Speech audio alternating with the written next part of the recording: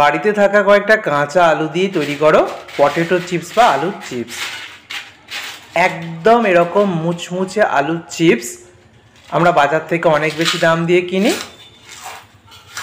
কিন্তু বাড়িতেই এই মুচমুচে চিপস অনেকটা কম খরচে বাড়িতে থাকা কাঁচা আলু দিয়েই খুব সহজে বানিয়ে ফেলা যায়। একদম ঝটপট রেসিপি, যেভাবে দেখাবো প্রত্যেকটা টিপস ফলো করে বানালে একদম পারফেক্ট হবে। ভিডিওটা একদম মন দিয়ে শেষ পর্যন্ত দেখতে থাকো। রেসিপিটার জন্য এখানে আমি কাঁচা আলু নিয়েছি, আর এরকম লম্বা গোল ধরনের আলুগুলো নিতে চেষ্টা করবে। এই লম্বা শেপের আলুগুলো দিয়ে খুব সুন্দর চিপস হয়। আলুগুলোর খোসা ছাড়িয়ে নিয়েছি, দেখতেই পাচ্ছ।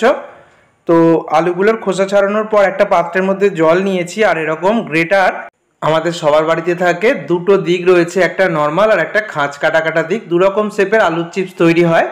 খাঁজ কাটা দিক দিয়ে খাঁজ কাটা কাটা একটা শেপ আছে, আর এটা নর্মাল। তো আমি নর্মাল আলুর চিপসই প্রথমে বানিয়ে দেখাচ্ছি। তো যে খোসা ছাড়ানো আলুটাকে জাস্ট একটা সাইড থেকে এরকম টেনে টেনে ঘষা দেবো। একটা সাইড থেকেই ঘষা দেবো, তাতে করে একদম পাতলা পাতলা ফাইন চিপসের আলু কাটা হয়ে যাবে। দেখো আমি দেখিয়ে দিচ্ছি তোমাদেরকে, একদম আঙুলগুলো পর্যন্ত বোঝা যাচ্ছে এতটাই ফাইন হচ্ছে। এরকম নর্মাল বানিয়ে নিতে পারো, আবার খাঁজ কাটাও বানাতে পারো, দুরকমও বানাতে পারো। আমি দুরকমই দেখিয়ে দেবো। জাস্ট একটা সাইড থেকে এইভাবে ঘষা দেবে, আর যখন আলুটা ছোট হয়ে আসবে তখন খুব সাবধানে করবে, নাহলে হাত কেটে যেতে পারে। আচ্ছা, এই নর্মাল দিক দিয়ে দেখালাম, এবার এটাকে উল্টিয়ে নেব। আর এই যে দেখো খাঁজ কাটা অংশটা রয়েছে, এটা দিয়ে খাঁজ কাটা কাটা বেশ সুন্দর ডিজাইন আলুর যে চিপস সেটা তৈরি হয়ে যাবে। তো এই একইভাবে একটা সাইড থেকে ঘষা দিলেই কিন্তু খুব সহজেই কিন্তু পড়ে যাবে। দেখো কত সুন্দর তৈরি হচ্ছে। এইভাবে পছন্দ মতো শেপে তোমরা দুইভাবে বানিয়ে নিতে পারবে। তো আমি এখানে 4টে আলু এইভাবে করে নিয়েছি। আর আলুটা জলে দেওয়ার পর দেখো একদম আলুর যে কষ একটা থাকে সেই স্টার্চটা বেরিয়ে যাবে। খুব ভালো করে আলুটাকে 5 থেকে 6 বার জল পাল্টে ধুয়ে নেবে। এতটাই সুন্দর করে ধুতে হবে যাতে করে জলটা একদম সাদা হয়ে যায়, মানে কোনো রকম সাদা অংশ যেন না থাকে। তারপরে একটা ছাঁকনির মধ্যে নিয়ে নিয়েছি, এক্সট্রা জলটাকে ঝরিয়ে নেব। এই ছাঁকনির মধ্যে 5 থেকে 10 মিনিট রেখে দেবে।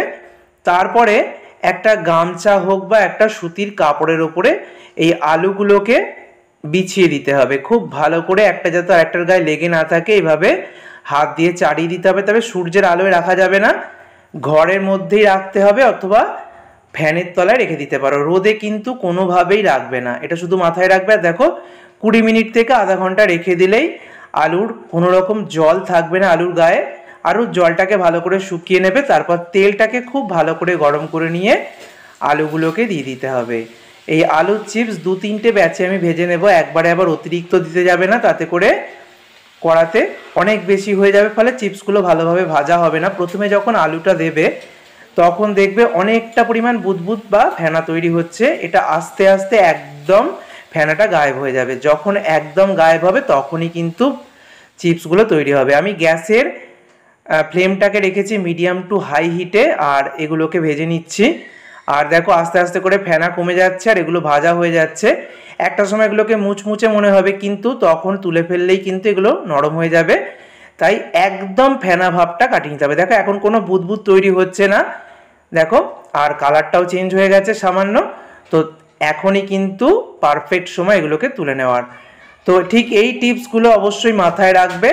এই ছোট্ট ছোট্ট টিপসগুলো খেয়াল করলে একদম পারফেক্ট হবে। পুরোপুরি যখন ফেনা বা বুদবুদটা চলে যাবে তখনই কিন্তু তুলবে, আর তাতে করেই তৈরি হয়ে যাবে একদম মুচমুচে কেনা চিপস। কেনা চিপসের প্যাকেটে খুব অল্প অল্প দেওয়া থাকে, আর এইভাবে বাড়িতে কিন্তু আলু আমাদের সবসময় থাকে, আর আলু দিয়ে অনেকটা চিপস একবারে বানানো যায়।